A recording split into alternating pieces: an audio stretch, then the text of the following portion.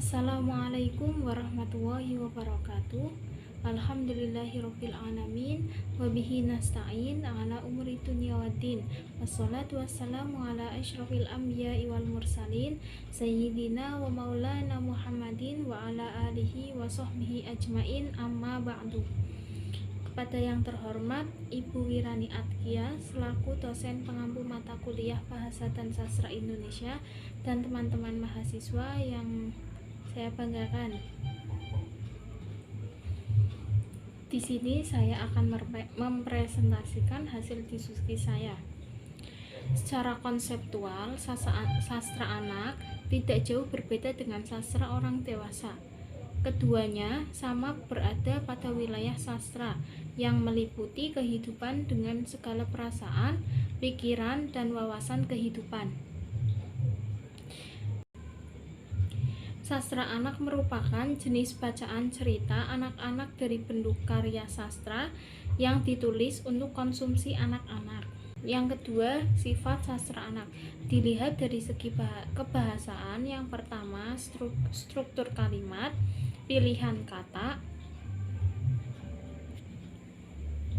Dalam pilihan kata ini, sastra anak pada umumnya menggunakan kata-kata yang sudah dikenal oleh anak-anak dalam kehidupan sehari-harinya.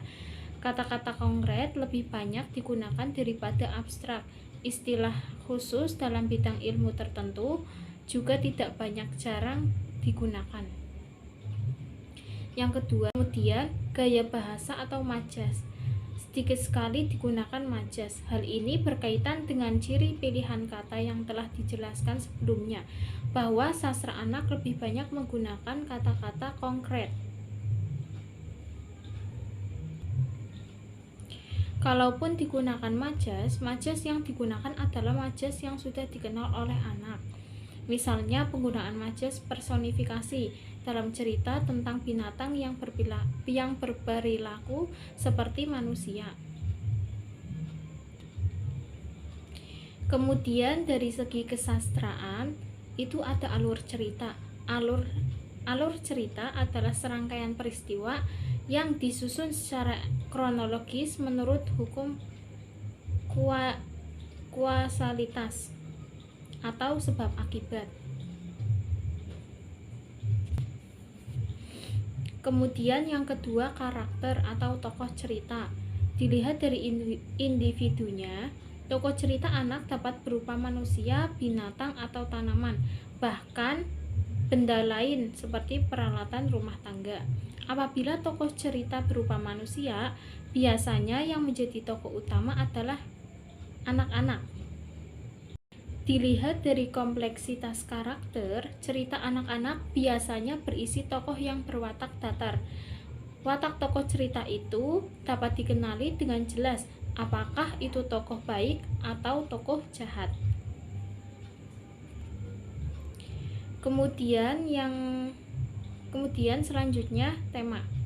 Cerita anak biasanya memiliki tema tunggal atau satu tema mayor tanpa subtema atau tema minor. Hal ini berkaitan dengan kemampuan anak yang terbatas dalam menggali tema dalam bacaan. Pada umumnya, anak hanya mampu menangkap tema yang transparan, sederhana, seperti kebaikan akan mengalahkan kejahatan. Orang jujur akan mendapatkan kebahagiaan, dan pahlawan pasti senang. Selanjutnya, ciri sastra anak. Yang pertama, mengandung tema yang mendidik. Yang kedua, alurnya lurus, tidak berbelit-belit. Yang ketiga, menggunakan setting yang ada di sekitar atau yang ada di dunia anak. Yang keempat, tokoh atau penokohan yang mengandung keteladanan yang baik. Yang kelima, gaya bahasanya mudah dipahami, tapi mampu berperan dalam perkembangan bahasa anak. Yang keenam, sudut pandang orang yang tepat. Yang ketujuh, imajinasi masih dalam jangkauan anak-anak. Kemudian yang terakhir, isi teks kesastraan dapat menambah wawasan anak. Jika kita melihat 8 ciri sastra anak di atas, begitu sangat besar makna sastra anak. Mengapa tema sastra anak harus mendidik? Tema memiliki fungsi untuk menarik minat seseorang membaca. Jika tema teks sastra anak menarik, maka orang akan tertarik baca, bahkan penasaran terhadap karya tersebut hingga ingin membelinya. Begitu pula untuk sastra anak. Jika memiliki tema yang mendidik, banyak orang tua yang akan memberikan bacaan sastra untuk anak-anaknya. Cerita yang dikemas dengan tema yang mendidik tentulah akan menarik dan bermanfaat untuk anak. Kemudian yang terakhir, jenis sastra anak. Yang pertama, realisme. Realisme dalam sastra dapat dipahami bahwa cerita yang akan dikisahkan itu mungkin saja ada dan terjadi, walau kita harus benar-benar ada dan terjadi. Cerita yang disuguhkan mempresentasikan berbagai peristiwa, aksi, dan interaksi. Yang kedua, fiksi formula. Fiksi formula, genre ini sengaja disebut sebagai fiksi formula karena memiliki pola-pola tertentu yang membedakan dengan jenis lain. Jenis sastra anak yang dapat dikategorikan ke dalam fiksi formula adalah cerita misteri dan detektif dan novel serial. Kemudian selanjutnya, fantasi. Fantasi dapat dipahami sebagai cerita yang menawarkan sesuatu yang sulit diterima. Cerita fantasi dikembangkan lewat imajinasi yang lazim dan dapat diterima sehingga sebuah cerita dapat diterima oleh pembaca. Kemudian sastra tradisional. Istilah tradisional dalam kesastraan,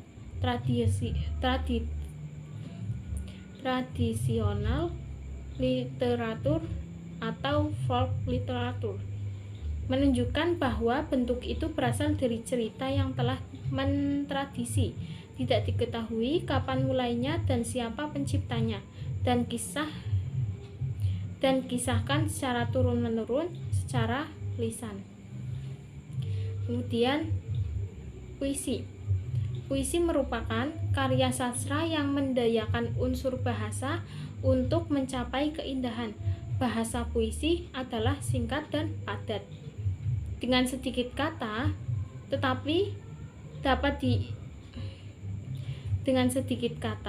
tetapi dapat mendialogkan sesuatu yang lebih banyak. Kemudian non-fiksi. Bacaan non-fiksi yang sastra ditulis secara artistik sehingga jika dibaca oleh anak akan memperoleh pemahaman dan sekaligus kesenangan.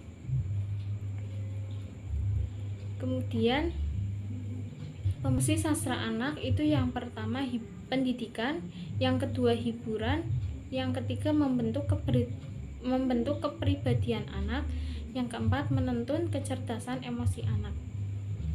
Sekian dari saya, kurang lebihnya mohon maaf. Akhirul kalam, wallahul muwaffiq ila aqwamit thoriq. Wassalamualaikum warahmatullahi wabarakatuh.